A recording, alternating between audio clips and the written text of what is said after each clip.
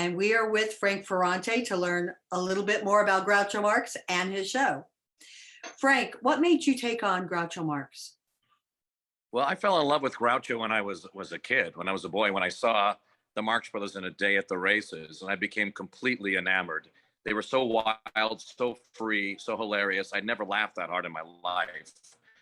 And I set out on this journey to learn more about those comedians, but all comedians of that era and of the time, which was the 70s, really. So people, Mel Brooks, Woody Allen, Steve Martin, and Peter Sellers. So I just become completely exhilarated by Groucho's, particularly his brashness. And so it's a kind of humor that's always stuck with me. And though I had no idea that it would be such a part of my life and career going forward. And this year is the 38th year that I've been portraying Groucho Marx on stage in a show called An Evening with Groucho. And that's the show that's currently on PBS. It just rolled out on PBS nationally April 1st. So I'm thrilled to see it live beyond the stage performance, which, I've done over 500 cities, over 3,000 performances of that particular role. I've done other roles, but Groucho's the one that resonates with me and continues to be part of my life. Now, I have a controversial question to ask, because we live in a day and an age where great performers, people don't know who they are anymore. Do you find that people know who Groucho Marx still is? Oh, absolutely. Yeah, I am I look in the audience, there's families out there, children are out there. I played 3 summers at Act Theater in Seattle, and there were students from the university showing up on dates. And it boggled my mind, but there's something eternal about Groucho Marx's humor and style. We'll be talking, Groucho will be around long after we're all gone. Humor will always be part of our pop culture, but also internationally, he's beloved. I've played the role in London. I've done 2 tours in Australia as the character. There's something about him that just that kind of cuts through. He makes, he takes down the powerful and the mighty and the pretentious, and I think that's why we love him so much. And he tells the truth. He says what we want to say, and he does what we'd like to do in social settings, I believe. And I think certainly his fans would feel that way. And I think right now comedians have such a hard time because we're in this land of woke culture where, God forbid, you say the wrong thing, you're canceled. True. It's very tricky. Comedians, I think, have the hardest time at this, because where we used to make fun of everything, you can't really make fun of anything. Yeah, you're right. And I think it's all cyclical too. I think all will come back. It's on one spot on the pendulum. The pendulum will, it'll come back the other way, and it'll land back, who knows, in the middle eventually. But Groucho, that's what's refreshing about Groucho. He did take on everyone. And there's his humor, there's a complexity to it. It's not just eyebrow waving and insult humor, brash humor. There was a lot to him. The great verbal humor and the wordplay, great physical comedy. He had a point of view, which I think is, singular to him. He's just completely unique. And that's rare in these days. What's that? That's rare in these days. It certainly is. I think people I find people are still tickled by him. I just played 2 towns in New Jersey, and people stand up after every show. Right now, I'm in San Diego right now. 2 sold out shows coming up on a Monday and Tuesday, and I'm proud of that. And it's, mostly because of his legacy and the fact that he still is part of. It's not 1935. It's not the height of his career, and when he's doing Duck Soup or Animal Crackers, and it's not 1955 when he's one of the top rated stars on television. You bet your life. This is almost 50 years, 45 years after his passing, and you still come across him online, in the news, in book form. Books are being written about him, documentaries. My show is on PBS. So there's a lot out there about him still. So I can see Groucho in the mask of your face. Oh yeah. Yeah. Well, I love it. I had the good fortune of having enough resemblance to carry this off. His son Groucho Marx's son hired me, cast me to play this role back when I was in college at USC in 1985. And Wow. within a year, you mentioned off Broadway. I'm not on off Broadway now, but I'd like Yeah. to take the show. I'd like to take the show back to New York and to London, where I've played in a different show, in Arthur Marx's show, Groucho, which is called Groucho Life in Review. But that was many years ago. This show, that was a show in which I played Groucho from age 15 to 85. The show that I've been currently touring with is the concept. The premise is, what if Groucho Marx was working alone today on stage, which he never did as a younger man. He did it when he was an old man at Carnegie Hall 50 years ago this week. But so, in keeping with the style of Groucho Marx, I do songs, storytelling, one-liners. But what makes the show special is the fact that I do over a third of the show is improvised. And so you don't have to be a Groucho Marx fan to appreciate the show. The show needs to succeed whether you know who he is or not. And I think the people that come to the show are coming for Groucho, but also because they know the show. A lot of returnees are coming at this point, from people who travel 2-3 hours or more to see this particular performance, because it's different every night because of the improvisation. Yeah, I have to apologize because I thought when they asked me to interview you that this was a show being done off Broadway, because normally that's where I'm going. I didn't know that there was a PBS special. Are you coming to New York with this show? That's the goal. That would be, that would be the next logical step for me. It's never played New York, this particular piece, and it's never played the West End. That's my hope. It eventually will. I'm determined, like I was, to get the show. I produced the TV special that's out there right now. That is my desire. I'll be out in New York this week, actually, looking for backing, and also talking about Groucho Marx, the 50th anniversary of Groucho Marx's Carnegie Hall appearance, which was a big deal. He was 81 at the time. It was a major moment for Groucho and all his fans, and those fans are showing up at my show.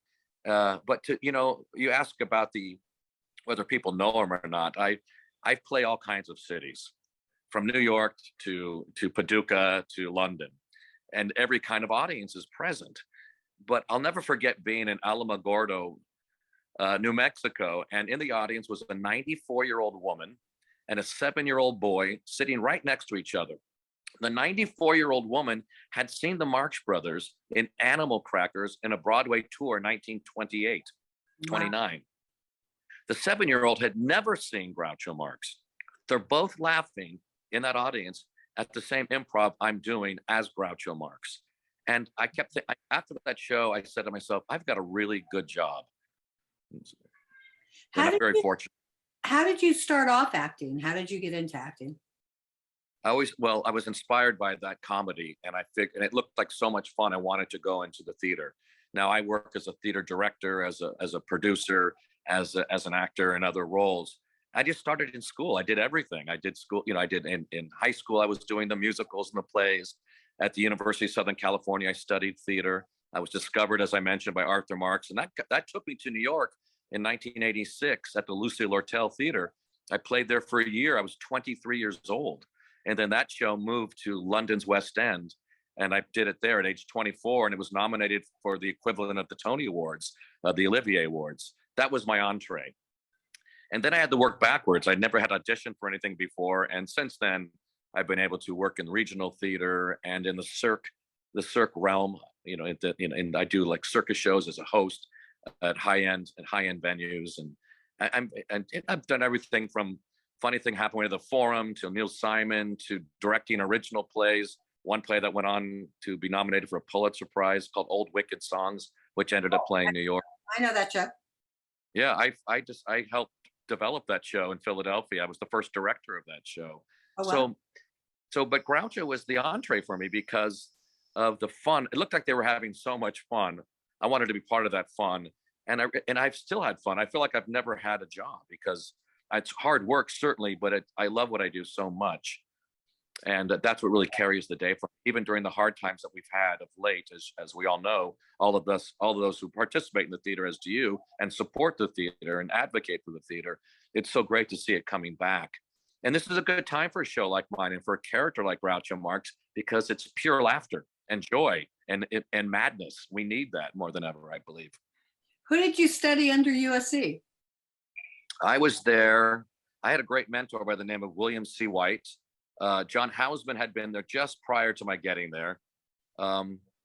Duncan Ross was the head of the department then, who was well known as for what he did. I had great teachers. I learned about producing there. I didn't know there was a business side to the theater.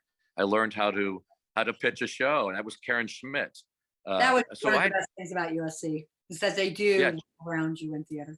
I went to USC. Yeah, you did. Well, John Blanket was there when I was there. Remember John? Yep. He was there for a long time. I was there before you, though. What's that? I was there before you. Oh, well, I'm sorry we did not intersect, but here we are now. Fight on. But you know what's great about school is that I developed this one-man show that I'm still doing at USC. They had a course called Directed Research, which was in essence make up your own class. So William C. White, who'd been there for 40 plus years by the time I was there, 40 something years, he said, Frank, you love comedy, you love the Marx Brothers. Why don't you do a show about Groucho Marx? It started on the campus at USC. Within a year, I was off Broadway. And I invited Groucho Marx's son, Arthur, to see me at the Bing Theater on campus. I invited Groucho Marx's daughter to see me. I invited Maury Riskind, who co-wrote Animal Crackers and A Night at the Opera. And they all came to the campus. It was and after that show, that performance, here I was a senior. Arthur Marx said, if I ever do a show about my father again, I'd like to use you. I thought, okay, I'm fine. And within months, I was working in dinner theater first in Kansas City, and that show moved to New York. They raised them. The guys who owned that dinner theater loved the show and saw its potential. They raised the money to take it to New York. And really the rest is history for me. And it's been a great life in the theater for me. Where would you like to see everything go? Like, what is your dream for this production? This show deserves a run in New York. It could play off Broadway. It could play Broadway. The show, and London's West End. It's when I played the West End, I had no idea how they were going to take to it. I thought they were going to be highfalutin in their response to it, but they loved it so much. You could hear a pin drop during that show that I did, that Arthur Marx had written, called Groucho: A Life in Review. And no one expected a 24-year-old kid to portray, an Italian kid from Pasadena pull off an 85-year-old Jewish comedian from New York. And that's what I was doing. And so that's what was impressive about, I think, that particular piece. But in the piece that I'm currently doing, it's very interactive. The audience is very much a character in the show. So I think it's the kind of show, and it's different every night. I think it's the kind of show that would really do well in New York and in London. And so those are my plans for this particular piece. For the rest of my career, I love directing. Let me get rid of this here. I don't know. You've just recorded. Can you see me? Yes. There we go. So that was Groucho. Hey, live theater, live Zoom. That's right. That's another spam call, actually, is what it is. But anyway, so that's my immediate plan. But I would love just keep doing different characters, working in the theater. I love creating new work, like I did with Old Wicked Songs. And it's hard to find good original plays and musicals. But I have some theaters that I'm a regular at, like the Walnut Street Theater in Philadelphia, where they have really given me a place to do my thing, to direct musicals and plays. They have a black box space, and they have a main stage that's 1,200 seats. So I just want to keep working. I'm not shooting. I'm not, aiming for the, for the fence here always. My goal is to continue to work like so many of my peers, and also those who came from where I have a lot of actors, friends, colleagues who are 20 years older than me, 30 years older than me, still working in their 80s. Hal Holbrook was a very good friend of mine who did Mark Twain Tonight. We became friends in the last 8 years of his life. He died a year ago. Of course, he is the master of the solo form. He's the king of the one-person show. And I want a career like that, where he worked until he was 92. Can you imagine that? And nice. And it's just and I would like to work until I can't. And that's the actor's spirit. We don't want to retire. We don't want to quit. Artists don't want to quit. It's who we are. It's an extension of who we are. It's simple as that. And I feel it when I'm not working. That's what's made the pandemic so brutally painful for so many of my colleagues. Some have left the business. Some have gone, broke during this time. And there's all kinds of stories we have not even begun to hear yet. People have died. Certainly, older performer friends of mine have passed because of COVID. But we're a relentless type, as you know, and you can't stop us. So I'm proud that I get to do not just the Groucho role, but all these other roles in the theater. I love everything about it. Have I you just drove. I'm have sorry. you ever performed at the Pasadena Playhouse? Many times I've done this show there. It sold out 3 performances, 2,100 seats. I mean, that tells you about the popularity, and that's my hometown. I'm from that area. I'm So from. You're kidding. What a small world. So we need to talk more after this interview too, because we probably have a lot in common. So yes, I love the Pasadena Playhouse. I grew up in Sierra Madre, and I used to work at a. Did you? the mountains. My grandmother lived there. You're kidding. It's a small world. It's fantastic.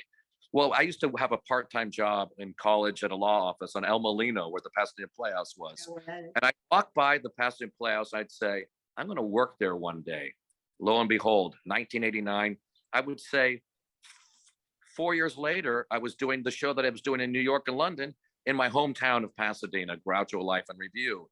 Just 6 years ago, I did An Evening with Groucho, which is the show that was filmed for PBS, the Pasadena Playhouse. I love it there. It's a beautiful theater, great tradition. How can people see this show? It's they could stream it on the PBS app. They could go, if you don't mind me saying, they can go on my website at eveningwithgroucho.com. All the air dates are on there, and it's already been in over half the markets in the first 3 weeks. So, I mean, it's remarkable the success it's having right now. I'm really proud of it because it's, as you know, so much of this is self-generated. I raised the money myself. My partner directed it and edited it, and and of course it takes a village. You need people that can get you a distributor, you need friends. And that's how it usually happens from people It doesn't happen magically. It's incestuous. It is in a way, and but people can stream the app. They can stream the show on the PBS app, and they can also check on my website for my performances, but also to see the show, which I'm very proud of. And it's also now on DVD, which is another kind of victory. So the show will live on long after I'm gone. And I'm happy about that. I'm looking forward to seeing this.